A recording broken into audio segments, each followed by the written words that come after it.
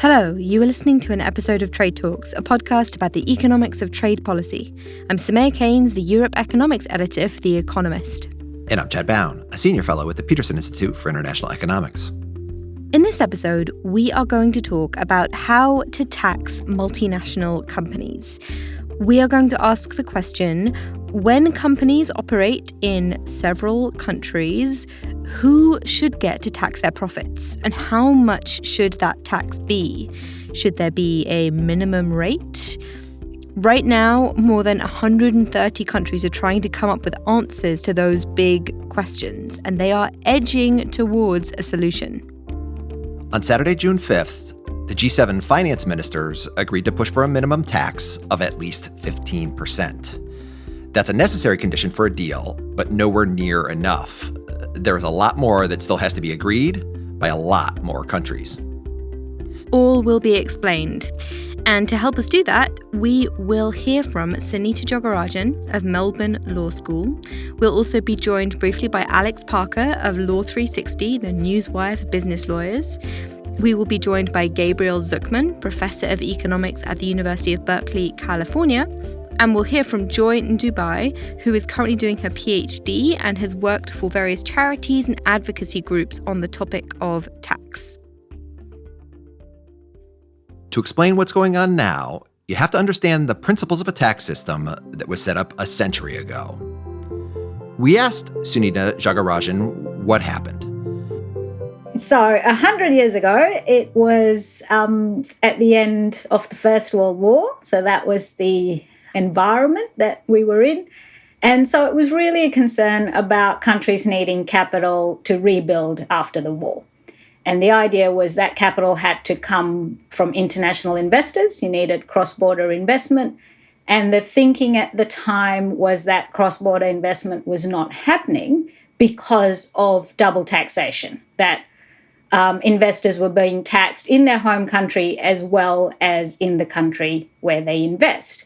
And, they gave evidence that they were paying effective tax rates of 70, 80, 90% on their cross-border investment. So that was the thinking, that cross-border investment is not happening because of double taxation. We need capital to rebuild. And so they had a problem. And in that time, how do you solve the problem? Refer it to the League. And so the League was charged with addressing the problem of double taxation. So the League of Nations, which is the predecessor to the United Nations, the UN, they commissioned a report. They assigned experts to come up with recommendations for what the ideal tax system should look like. And they had various different choices for how to tax profits. You can either tax profits based on the market. So where are sales happening? Maybe the governments where the biggest markets are should get the most taxing rates. Or maybe you want to allocate taxing rights to the source or where profits are actually made. Maybe they deserve some. Or you could allocate taxing rights to the country of residence. So that's where the company is actually headquartered. So there are these three options, and the problem is that there isn't obviously one that is better than the others. You can come up with reasons to go with all three. You could go for market-based taxation, so that's where the sales happen, on the grounds that, it's really the consumers that are contributing to the profits. You don't make any profits if you don't have any sales. Alternatively, you could justify source-based taxation by saying, well, the company benefits from infrastructure where they make stuff. Maybe we want to encourage governments to be friendly, to create good business environments. So maybe it makes sense for companies to pay taxes to wherever the production happens as a kind of payment for the services they've had. Alternatively, you could go for residency-based taxation, so where the company is headquartered. And you might want to do that if, as a country that has a lot of headquarters of companies that have expanded overseas, you might think, hey, those are our companies. We're the reason that they're doing so well. We are the ones that provided the legal system for them, provided them with the foundations for their business. And so we should get to tax whatever they make overseas. And also, hey, we're the big rich countries that have all these headquartered companies, and turns out we're the ones writing the rules. Yeah. So those options are all pretty exciting, but it seems it wasn't a completely blank slate. Here's Sunita. Yeah, so this is the thing about the League's work. Even though, they had this clean slate, they were asked to look at it afresh. They started off by asking the academics to look at it as a new issue. In the end, because you had government experts involved, and these were government experts who were involved in things in their own countries, and there were already tax treaties at the time. What I think is particularly unfortunate is the League just went with what already existed. So countries had already agreed tax treaties that were residence and source, that had this shared taxing thing. And, from my research, the League's experts were all about trying to maintain the status quo, because it was this thinking, and there's arguments for it. It was this thinking that if we do something that's familiar, then countries will come on board, right? Because if you do something that's completely new, that no one's heard of, you're not going to get countries to be involved. And their number one goal was to get countries to be involved in this work. The lesson here is that a half-baked status quo can be a really powerful influence over what comes next. Change is really hard. Other really important things to remember, particularly for the trade geeks listening, is that these recommendations basically became the model for a ton of bilateral treaties. The international tax system is not like the international trading system. There's no big multilateral tax deal, which everyone signs up to. Instead, there's a set of principles or norms that have been baked into more than 3,000 double tax agreements. It's super messy. So what are these principles then that the League of Nations recommended and that ultimately got set into these thousands of tax treaties? Who gets to tax profits? And the answer is, of course, that it is very, very complicated. But essentially, it's a balance. So if you remember those three options, there's the source country, so where profits are made. They get some taxing rates. And then there's also the country of residence, where the company is headquartered. And under these principles, they got some taxing rates too. For different kinds of income, there are slightly different rules, but roughly speaking, there's a balance between those two. And if, say, you had a multinational headquartered in the US with a profitable subsidiary in, say, Ireland, then that company will pay taxes both to the American and Irish governments, the resident and source countries. But if you've been paying attention, you'll see that something's missing. Under this system, the market country does not get any taxing rights. So if that multinational sells stuff profitably to the UK, sorry guys, the UK government can't touch those profits. You can apply tariffs if you really wanted to, but not corporation taxes. There are two more important principles that we should highlight that were settled a century ago. One says, okay, let's tax profits according to where the profits were made, but then we need a way of working out where exactly those profits are taxable. How do you allocate profits between different affiliates of a company? A company can have lots of different affiliates making profits in different places. And the decision was to say, first, for an affiliate to generate profits in a particular place, it has to have a substantial degree of physical presence in that country. So you have to have employees or maybe an office or a factory in that place. And you can see where that might make sense. You probably want to avoid governments trying to tax profits of companies that just genuinely don't do anything there. So that was the necessary condition for being able to tax a company for making profits in your country. The other really important thing they decided was to use something called transfer pricing and the arm's length principle. Instead of looking at companies as the sum of all their affiliates, they decided to treat affiliates separately and to tax them each, assuming that each affiliate was a separate company. Let's unpack that. So, suppose you have a multinational company that is making profits in multiple places. You essentially need to work out how much profit is being generated in each place. And they decided, let's treat these affiliates separately and tax them as though they're separate companies buying and selling to and from each other. And so then the transfer prices are used by tax lawyers to calculate the value of stuff being bought and sold between affiliates.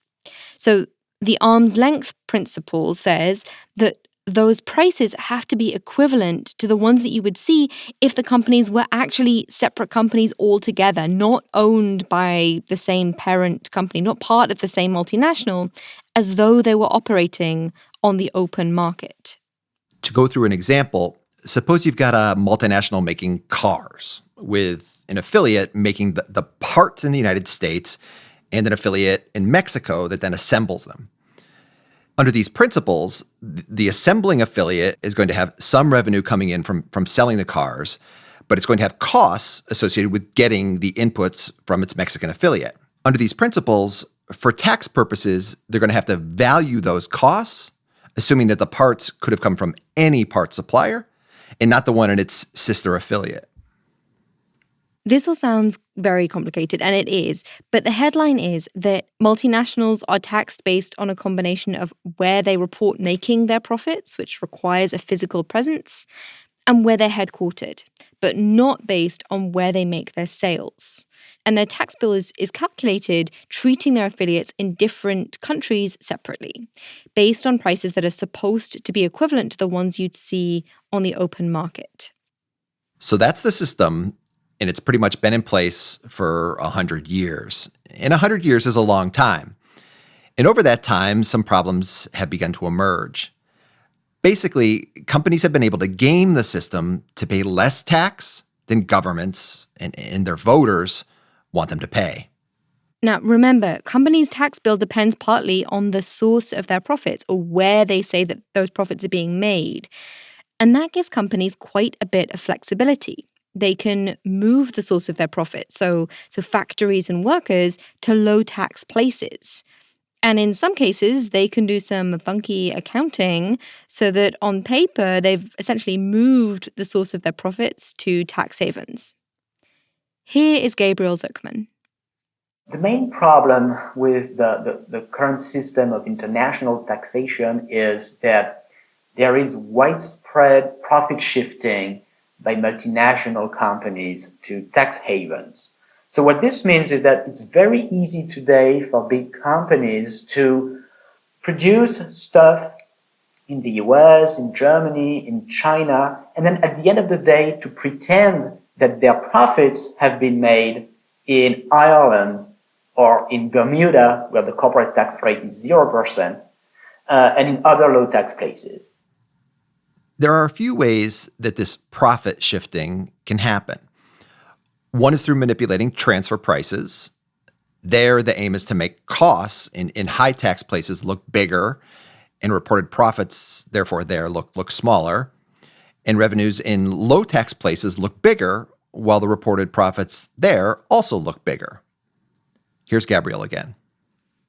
The way the system is supposed to work is that companies are supposed to exchange goods and services internally as if their different subsidiaries were unrelated, independent entities. So for instance, when Apple Ireland exports iPhones to Apple Germany, in principle, Apple needs to charge the actual price of the iPhone for this intra-group transaction.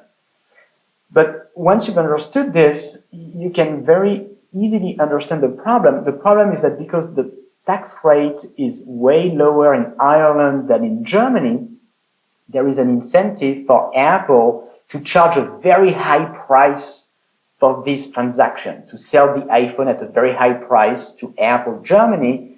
Why? Because that means the Irish subsidiary is going to make very large profits, very big profits, taxed at a low rate, and the German subsidiary is not going to make much profits, and so this shifts profits out of Germany to Ireland. And so this illustrates one key way in which multinational companies shift their profits to tax havens. This is known as manipulating transfer prices. To be clear, Trade Talks is not accusing Apple specifically of manipulating its transfer prices, but this is the kind of manipulation that the system incentivizes, and it does happen. Another way of shifting profits to low tax places is through intragroup borrowing. So basically, the high taxed affiliate borrows from the low taxed affiliate, and then the interest payments lower reported profits and the overall tax bill in that higher tax place. The other way to do it is by the affiliate in the low tax place taking on loads of risk and essentially being compensated by the higher tax affiliate. That way, the low tax affiliate gets lots of revenue, they get compensated, they get lots of profits, and so they pay a very low tax rate on those profits. And with all of this, you're basically shifting the tax bill from the high tax place to the low tax place.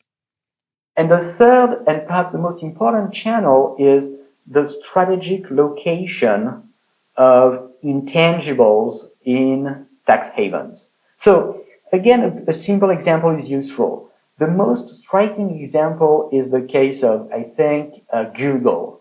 In 2003, just a few months before being listed as a public company, Google moved some of its most valuable intangible assets, some of its search and advertisement technology, to its own affiliate in Bermuda. And so what happens then is that this Bermuda company sells the right to use Google's intellectual property to the various Google affiliates all over the world. So Google Germany has to pay royalties to Google Bermuda. Google France has to pay royalties to Google Bermuda to have the right to use the Google technology. And these royalty payments, they again shift profits out of France, out of Germany to Bermuda. In 2019, Google Bermuda recorded almost $20 billion in revenue from all these royalty payments. And this shifting of profits through the location of intangibles in tax havens has been on the rise, and is something that all companies can do, no matter their sector. You see that also in the pharmaceutical industry, you see that in finance, even in manufacturing. So for instance, the famous Nike logo apparently is booked and owned by a subsidiary somewhere in the Caribbean. And so today that's the most important issue. We should say that Google has since shifted its intellectual property, so it's now held in the United States. But again, it illustrates the incentives in the system. Companies get taxed on the source of their profits. So the obvious incentive is to put the source of profits wherever has the lowest tax rate. And that's really easy when you're moving intangible assets, so things that aren't physical things like factories. And in the modern economy, those intangible assets, brands, algorithms, trade secrets, that kind of thing, they have become more and more important. The question everyone should have by now is, how much money are we talking about here? And I should say up front that it's really hard to estimate. You need to make a lot of very strong assumptions, essentially about where profits would be if you didn't have profit shifting. Thomas Torslav, Ludwig Veer, and Gabriel tried to do it in a working paper titled The Missing Profits of Nations. And they estimated that almost 40% of profits reported outside of multinationals' country of residence was actually being shifted. We asked a very simple question, which is, what would happen if all countries had the exact same effective corporate income tax rate? Imagine that tomorrow there was a full international tax harmonization. How would the location of profits and the location of production, the capital stock, change. And we were very surprised by the findings. What we found is that the location of paper profits would change enormously. That is, today's low tax countries like Ireland, like Singapore, like Bermuda would see a dramatic reduction in their profits. And today's high tax countries would see a significant increase. Most importantly, continental European countries, think Germany, France, Spain, Italy, would see an increase in their tax base of about 20%. And today's tax havens would see a decline in their tax base of around 50%, sometimes more. So paper profits are very mobile today, and so if incentives to move paper profits across countries changed, then the geography of profits would change considerably. What would not change as much is the location or the geography of capital. So yes, it's true that in places like Ireland and in other low-tax places, these countries have been able to attract some capital, factories, headquarters, because of their low tax rates. But quantitatively, this has been much less important than their ability to attract paper profits.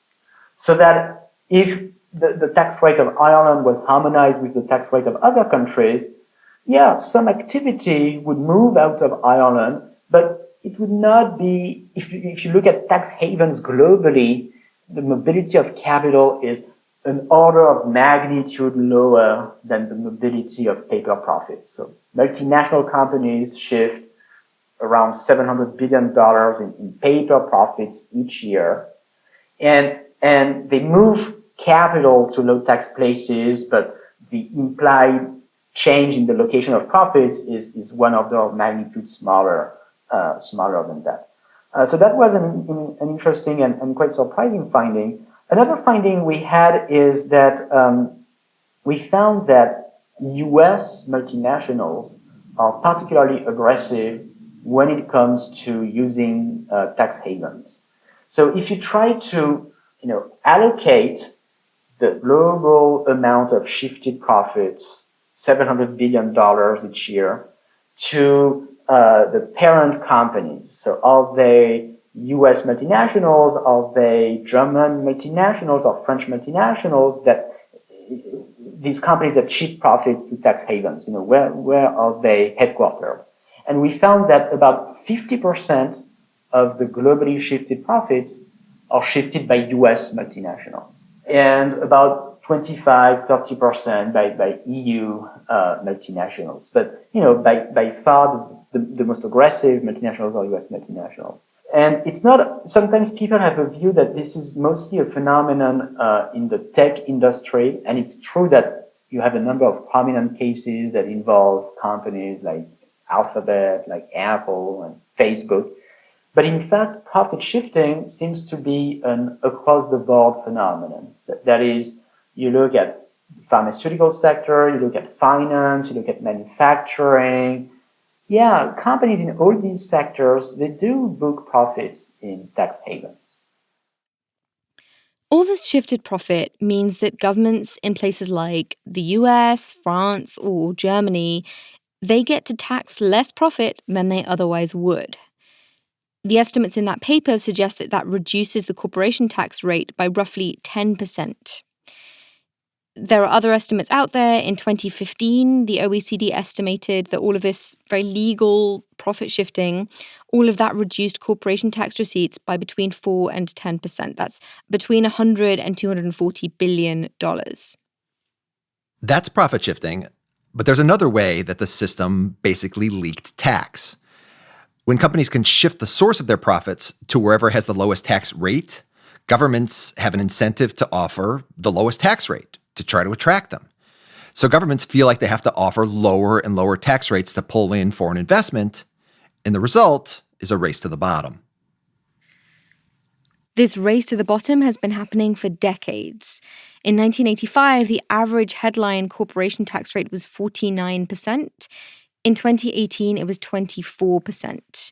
And that decline has happened across the distribution of countries in low, middle, and high income countries. Now, not all of that was pure tax competition. There was also an ideological shift towards lower tax rates, just the sense that it was a good thing to do. But countries definitely felt the pressure. It's harder to maintain a higher tax rate when everyone else is dropping theirs. Now, from the perspective of these low, very, very low tax places, they're just exercising their sovereignty. They're drawing in investment in one of the few ways that they have. They don't have big markets, so they have to attract companies other ways. But other countries feel that their sovereignty is being undermined. They don't have as much power to set the tax rates that they want and raise the revenue that they want. There have been campaigns to reform this tax system for years.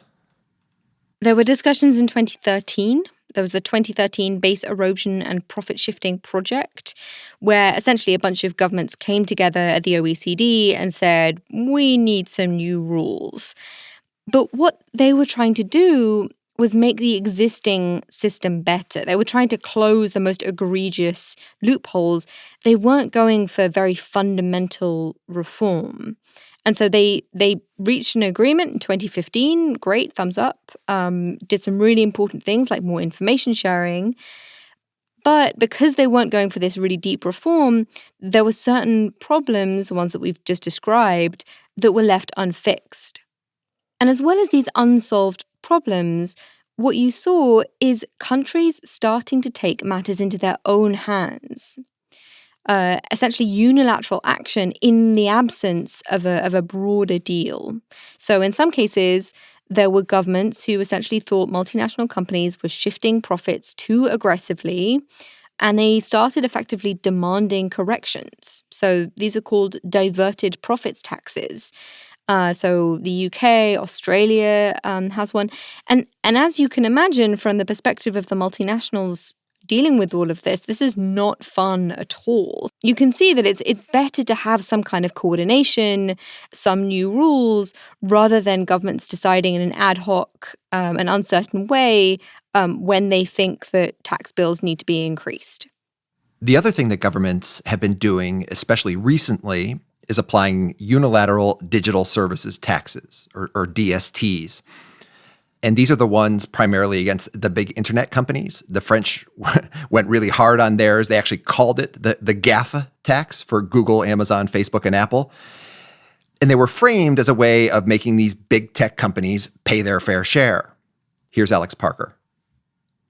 Whether or not the digital service taxes are the right solution, there's little question that it sort of forced the OECD to come back, to bring everyone back on the table and try and do another project about this. And in some sense, it may have forced the US to begin to contemplate measures that they wouldn't have before, just because the digital service taxes were obviously going to be happening and they would, not be good for these US companies. And so the digital service taxes definitely have forced everyone back to the bargaining table. There are different ways of framing this. You can frame the digital services taxes as evidence that the status quo was just politically unsustainable. But you can also see this from the US perspective, how they were drawn to the table, where essentially they were looking at other countries trying to grab tax revenue from the big tech companies, and it was just increasingly obvious that the system is unstable.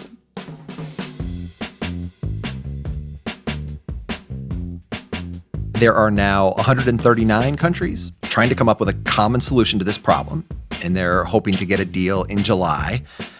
139 countries is a lot. That's good. I think the OECD has tried to run a pretty inclusive process here, even if doing so in practice is really, really hard. But the thing to remember is that this is a very, very diverse group. Everyone has got different interests. There are two big things on the table. Technocrats call them Pillars 1 and 2. Pillar 1 would be a fundamental reallocation of taxing rights towards market countries. So that's where these companies are making their sales. That's for the first time governments would get the right to tax companies based on the value of sales in those countries. It would be a massive deal. Pillar 2 would be a minimum corporation tax rate. Now, not everyone has to sign up to that minimum, but if they don't, then they accept that some other government is going to tax up to the difference, so the company is going to face the minimum rate anyway. That would also be a really massive deal. Let's start with the first pillar. So this reallocation of who gets to tax what. The idea is that you'll calculate companies' profits for the multinational as a whole. So say you've got Alphabet or Microsoft. Their profits will be aggregated across all of their affiliates. Then you'll say this much will get taxed pretty much as it is, but this slice will have taxing rights reallocated according to where the company is making its sales. And the idea here is that consumers are harder to shift around than the source of profits. So it will be harder for companies to game the system. You can't up and move consumers and put them all in Bermuda. So the hope is that this will reduce the funny business in the way that the profits are being reported. And this should then benefit the big market economies, the ones that aren't the tax havens and aren't residents to that many multinationals. The idea is that corporations can be taxed by a government even if they have no physical presence in a country. That's supposed to deal with all these digital companies that can serve markets remotely. Under the old rules, if a company doesn't have a physical presence, tax treaties tend to say that governments cannot tax them. The idea is that only the biggest and most profitable companies would be affected, and more than just the big tech giants. This would be a broader general deal. Though it is true that the companies affected, perhaps the 100 biggest companies, they would be disproportionately American companies. But it wouldn't be kind of explicitly discriminatory by saying only the tech guys. And what's going on here is that the Americans are saying to the rest of the world, fine, you can tax our tech giants, but not in a way that is just nakedly discriminatory. And also, in exchange, we want something from you. We want you to drop your digital services taxes. Oh, and that minimum tax would be nice as well. But you see, America gives something, it gets something, and you can start to see how a deal could be done. But there is a huge, huge amount of detail that has not been agreed yet. For example, it is unclear which companies exactly will be in the scope of the reallocation. It's not clear if financial services companies will be included. The proposal was for the biggest and most profitable companies to be caught up, maybe the biggest 100.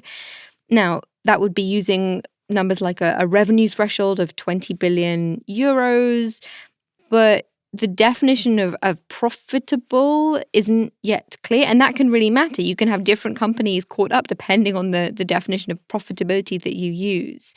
And remember, in the negotiations ahead, everyone is going to try to make sure that their national champion isn't included in this reallocation. There's also the question of how you deal with businesses that are not consumer-facing. Suppose you want to allocate taxing rights according to where companies are making their sales. Well, what if companies are selling to other companies? What if those companies that they're selling to are just located in the Cayman Islands? Surely that's a problem. I asked Gabriel about this. So the main conceptual issue with sales apportionment is the problem of sales to independent resellers located in low tax places. So to be very concrete, you could imagine that there would be a business where a company would specialize in buying iPhones from Apple and reselling those iPhones for a tiny margin to the final customers. And if that company was incorporated in Bermuda, then Apple would make all its sales to this independent reseller in Bermuda, so all its sales would be allocated to a tax haven, and then everything would be resold from Bermuda to Germany to France, and so the system would not work. But so it's true that this is a conceptual problem, but there are easy solutions to that problem. The easiest solution is for government to disregard the sales made to customers located in low tax places. Basically to say, okay, we're going to apportion your global profits, but ignoring sales that you pretend making in Bermuda or in low tax places. So we're going to do as if this didn't exist, which is equivalent to reassigning those sales to high tax places. So that's one way. Another way would be to say, oh, in my example of Apple selling all its stuff to an independent reseller in Bermuda, the government could simply say, well, look, if all your sales are intermediated through this company, in fact, it is as if this company is part of Apple and should be consolidated, and so all these intra-group sales should be ignored. So that's another solution. And the last thing I would mention on this is sales apportionment already exists. This is how US states, California, New Jersey, New York, operate today. They have their own state corporate tax, which comes in addition to the federal income tax, corporate tax. And so the way it works today is, for instance, California looks at Coca-Cola and they say, okay, Coca-Cola, if you've made 10% of your sales in California, then 10% of your profits are taxable in California. And this system has been in place for a long time and it works well. I'm not saying it's perfect, but it works much better than the current system of international taxation, which is totally broken. It's also unclear how much profit will be in the scope of the reallocation and how exactly the slice of profits to have the taxing rights reallocated, how exactly that will be calculated. The sort of dominant proposal at the moment seems to be that what you'll do is you'll add up everyone's profits and then you'll say, okay, well, we've got a 10% profitability rate that's fine. That's basically going to be taxed according to the status quo. And then above that, we've got what we're going to term residual profits or excess profits. And of that excess, we're going to reallocate the right to tax 20%. So it's a slice of this excess profit that will reallocate the right to tax. Now, those numbers are up for debate, the 10% and the 20%. And also not all countries are on board. The African Tax Administration Forum, which is a group of African tax administrations, they suggested that instead of having this routine profit level and then this share of the excess, there'd just be a reallocation of the right to tax all profits, a share of all the profits. And that way you don't need to keep the old complicated transfer pricing rules to establish where the routine amount is and where the excess is. We asked Joy Dubé to explain some of the concerns held by poorer countries in these talks. The two concerns with the Pillar 1 proposals are the complexity. So when it comes to complexity, the OECD have recommended 3 amounts, and they want to look at the residual profits of the multinational group. And arriving at these residual profits will be extremely difficult. It will require some consultations, again, around how to apportion these profits across jurisdictions. And the reason why there are problems with residual profit in particular is we are still reliant on transfer pricing rules. And for quite some time, developing countries and civil society have also argued that the transfer pricing rules are not fit for form. They're not very useful. They already had their own inherent complexities.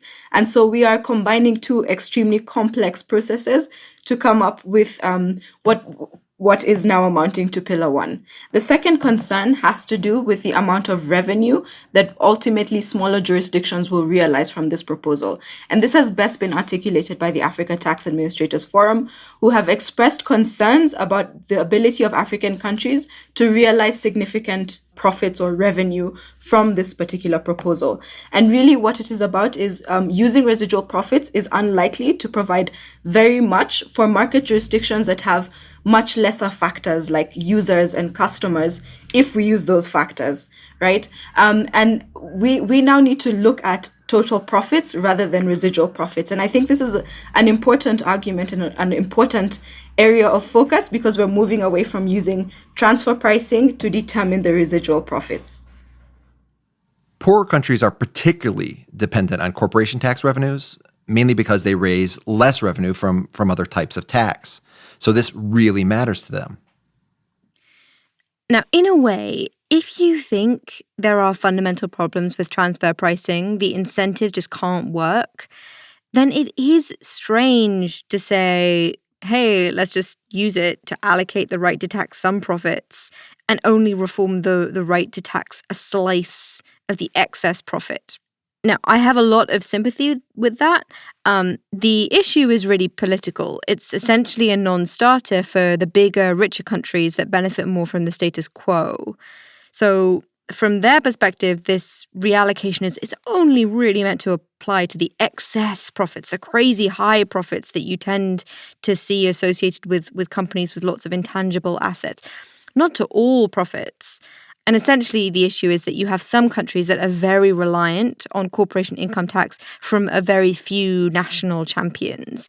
And they're worried that a more fundamental reallocation would just be very disruptive and lead to a sort of sudden shift or shock in their revenues and not in their favor. That's a political argument.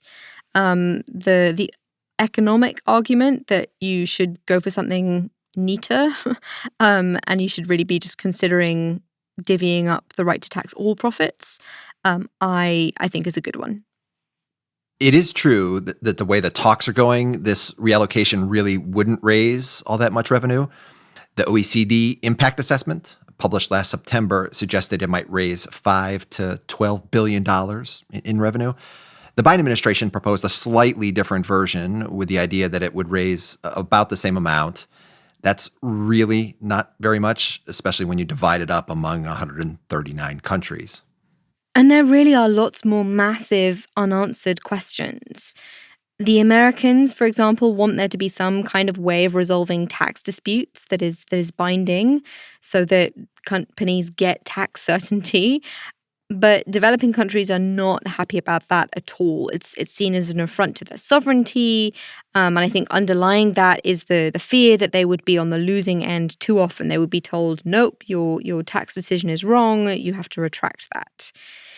The Americans also want some kind of pledge from other countries to drop their digital services taxes and not introduce different, slightly varied ones.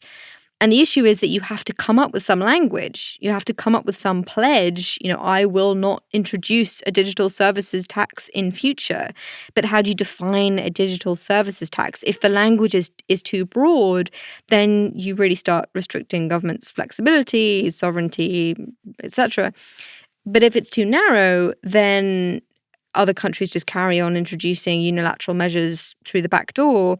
And then the question for the US Congress is, well, hang on, why should we be handing over taxing rights if other countries aren't going to give us what we wanted, if they're not going to pull their digital services taxes?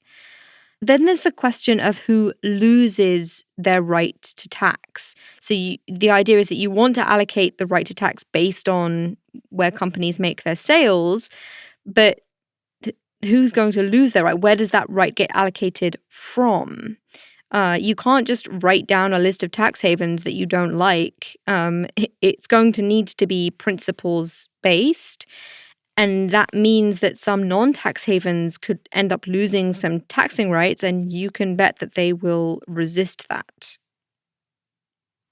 Any reallocation is really hard.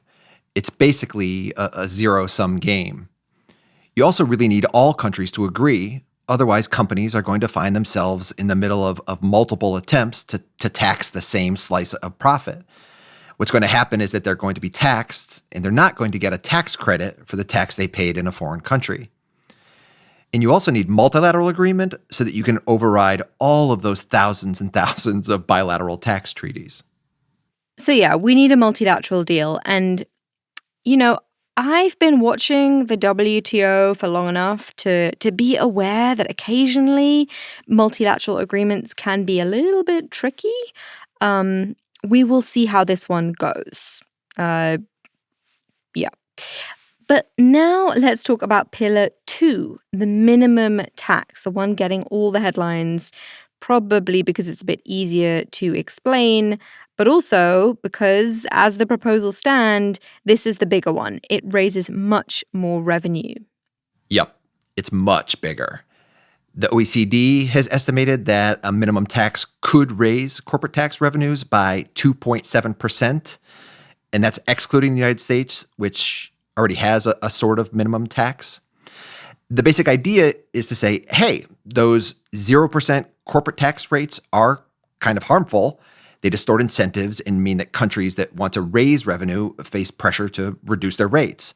So let's all agree on a minimum tax. The Biden administration had proposed 21% as that rate, but now they've gone down to at least 15%. That level of ambition of at least 15%, that was the one that was endorsed by those G7 countries on Saturday, June 5th. The idea with this minimum tax is that it applies to big multinationals. So the main proposal is for those companies with revenue above 750 million euros. And the minimum tax will apply within each jurisdiction or place. So supposing you have a company with affiliates in Ireland, Bermuda, France, Britain, and essentially if their effective tax rate on their profits within those places is less than the agreed minimum rate, then some government, as part of this deal, will have the right to top it up. So that essentially means that there's no point in even offering those companies a low tax rate, as someone else will just take the revenue anyway. This was the one Gabriel was really excited about. The reason why minimum taxation is so important is because it can really change the face of globalization. Why? Because today, firms can reduce taxes very significantly by booking profits to low tax places. Okay, now imagine there was a minimum tax, meaning if Apple books profits in Ireland taxed at 5%, the US would collect the missing 16% to arrive at 21%. And imagine other countries did the same. What would happen is that it would become pointless for companies to book profits in Ireland in the first place. They would keep paying low taxes there, but that would be offset by higher taxes owed in the parent country. Knowing that, the tax havens themselves wouldn't have incentives anymore to offer low tax rates. And so you would see them start to increase their tax rate. Basically, because otherwise it would mean leaving money on the table for the US or Germany to grab. And so you would see Ireland, you would see Bermuda, you would see tax havens increasing their tax rate. And you would get to a de facto tax harmonization like this. And you would change the nature of globalization in the sense that the current form of globalization is characterized by tax competition, a very negative form of international competition that benefits only few actors in the economy. So you'd basically end this race to the bottom. You'd say, look, there is no value in competing. And so governments might start to feel more comfortable about lifting their corporate tax rates. This is a hugely powerful idea. And it's amazing how it's gone from being super controversial to maybe part of an agreement this summer. Before, there were concerns that this could really impinge on national sovereignty. There was a sense that you shouldn't be telling other countries how they should run their tax systems. And that really changed on the US side when the Trump administration did a tax reform and applied something sort of similar here in the United States. And so now here we are. Now, it's not completely straightforward to agree a minimum tax. There are various different interests at play. Obviously, this completely screws up tax havens' business model. They would not like a higher minimum tax, as that would erode their advantage, at least when it comes to hosting big multinational companies. We asked Joy about the concerns from developing countries. The concerns for developing countries are especially focusing on investment incentives. At the start of the 2019 debate, we had the ministers of finance for the African Union have a meeting, and they concluded that they would not want to remove their right to decide upon introducing incentives. And that was a very clear statement that they also shared with ATAF. And so ATAF have been very much aware of the needs of their member countries. So what we might also need, aside from this debate on minimum taxes, is greater discussion, policy engagement with our investment policymakers to understand that taxation is not the only means through which to attract investment. We have political stability, infrastructure, education, and so on and so on. And these factors have been recognized by a multitude of organizations writing about the use of tax incentives. So there needs to be, I think, wider recognition about the challenges of developing countries when it comes to this debate, but also the impact of this debate on their economies. The final issue that's been brought up by ATAF numerous times is the use of thresholds that are extremely high and not realistic for smaller economies. The current thresholds recommended around 750 million. What could possibly work is 250 million euros. However, it focuses very much on the larger corporations. And I mean, the challenge of misuse of incentives and tax avoidance is not just with the larger corporations. We also now gradually need to focus on, the entire taxpayer base that's dealing in tax avoidance. So again, there are questions about which countries would be in scope. On the tax incentives point, obviously part of the point of the minimum tax is that it would hand policymakers the power to say no when a company came asking for some sort of special tax deal. In poorer countries, those tax incentives can be vehicles for corruption. Obviously, that's not good. But clearly, there are concerns about what this would mean. And small, poorer countries often don't have the capacity to do detailed impact assessments of the impact of this type of reform on their economy. And those impact assessments need to be done because some real economic changes are likely to happen, and they need to be able to anticipate what those are going to be. There are some other challenges. So one is agreeing the order of the top-up, essentially. So the way the minimum tax has been proposed, it's resident countries that would be first in line if a company's tax rate were to fall below the minimum rate. So supposing you had a multinational with a headquarters in France and there was an affiliate in Bermuda that was paying less than the minimum rate, then the French government, as the country of the headquarters, they would have the priority. They could go in first and say, hey, we're going to increase that rate to the minimum of at least 15%. Then, if the French government didn't want to do that, then maybe other countries could come in. But there's a question of whether it should be the resident country. Should it not actually be the source country or even the market country? There are different interests there.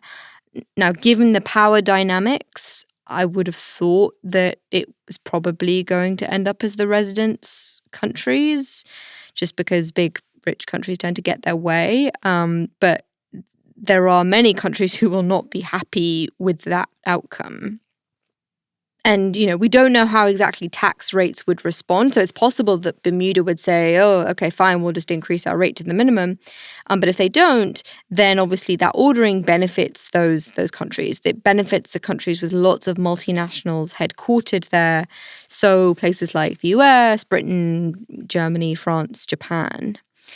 So there's going to be this fight over who should get that first spot in the queue. What should be the order of the queue?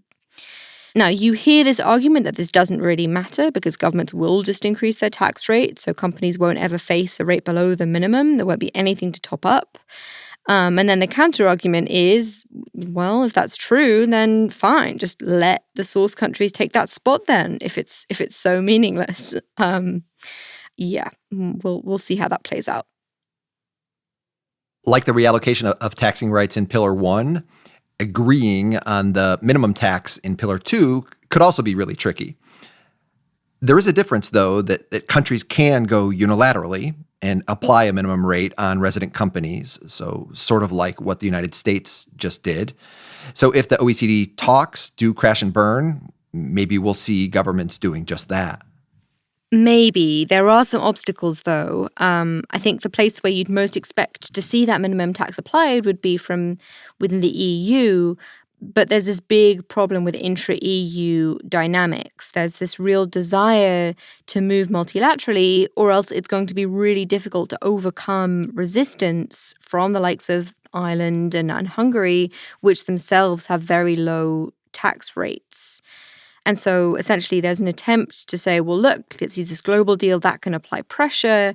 If the OECD talks crash and burn, there is a chance that at some stage the EU could shift, so it could essentially outvote those problem countries. That's being threatened essentially as a last resort.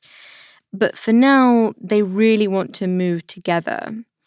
And that actually probably is the thing that forced the Biden administration to lower its ambitions.